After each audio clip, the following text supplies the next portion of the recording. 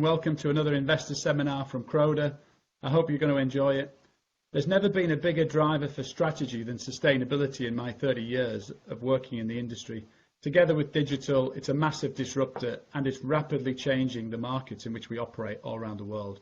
The pace of change is staggering and it's creating many opportunities in the group.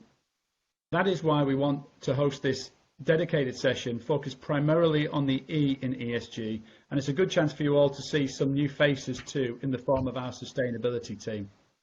Sustainability is of course driving us to a more responsible business. We have ambitious targets in place to reduce our carbon footprint, use more renewable energy and increase our diversity and much more, but it also underpins the way that we think commercially. Increasingly, consumers want products sourced from natural ingredients, and growing regulation is forcing our customers to find alternative ways to enhance their own sustainability credentials. It's all for that reason that sustainability sits right at the heart of our long-term strategy. And as with everything at Croda, it's underpinned by relentless innovation, and the sweet spot is the intersection of them both, and it's a simple equation where innovation plus sustainability equals growth. And as I've said many times before, companies will only win if they're proactive on both fronts. And with our powerful customer intimacy model, our class-leading innovation and our strong sense of purpose, we're well positioned to thrive in this environment. This is what we call smart science to improve lives. Turning to purpose, I know that this is talked about more and more, but it is only when you're on the back foot do you really find out how strong your values are.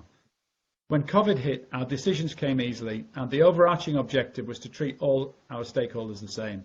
We looked after the health and safety of our workforce as a priority and made an early commitment to protect salaries of all employees. And we recognised the difficult situations some of our long-standing customers and suppliers found themselves in and offered flexibility on payment terms where appropriate.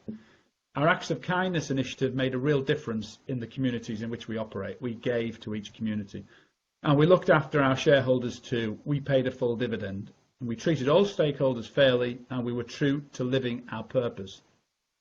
In terms of our sustainability commitment, I firmly believe economic growth to the detriment of people or planet is no longer an acceptable business model. Relevant non-financial metrics need to sit alongside the financial ones. Sustainable business is good business, a driver of great innovation, a critical factor in the competition for talent, and simply put, it's the only way to secure value creation in the long term.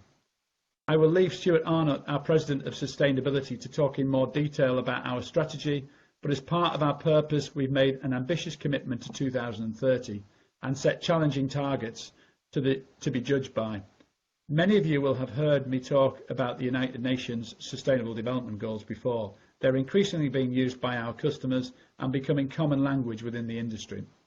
We've studied them in a huge amount of detail and picked out those that we believe are meaningful to us. By this I mean those where we have a negative impact and need to do something about them, but also those where we have a real positive contribution to make too. This has set our agenda for the next decade, which we call Climate, Land and People Positive. Stuart will talk to this in more detail, but these are all areas where Croda has commitments in place to advance its own credentials, whilst also being categories where we see significant opportunities for growth.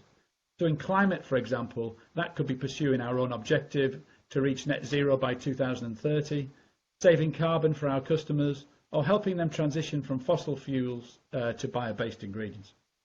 In land, we're developing technology to help farmers boost yields and to find new ways to respond to the impact of climate change on land use.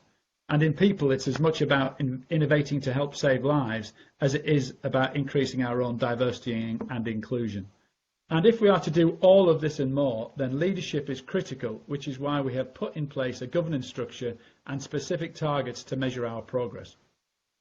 Another important message is that sustainability is not a new concept for Croda. We've been investing in this area for a long time. This slide illustrates some of the acquisition activity during my time as CEO. Overall, we've invested over £500 million in sustainability through acquisitions and partnerships. They have helped us to take us into new, niche and high growth markets, all of which align with our commitments and our purpose. So for example, a number of years ago, we invested in plant stem cells through our acquisition of IRB, allowing us to deliver 100% sustainable skin actives. We've also made a big commitment to our new eco range of bio-based surfactants, replacing traditional petrochemical surfactants along the way. And we're excited by the response that we've seen from our customer base. We'll all be judged by what we do, not what we say. And it's not about the theory, it's not about the rhetoric, it's about delivery, absolute delivery. And we get that in Croda. And I hope that today's seminar will show you that we have a structure and strategy in place to meet our objectives, and we've got some clear case studies to bring it all to life for you. But in true Croda style, we've got our sleeves rolled up and we're getting on with it.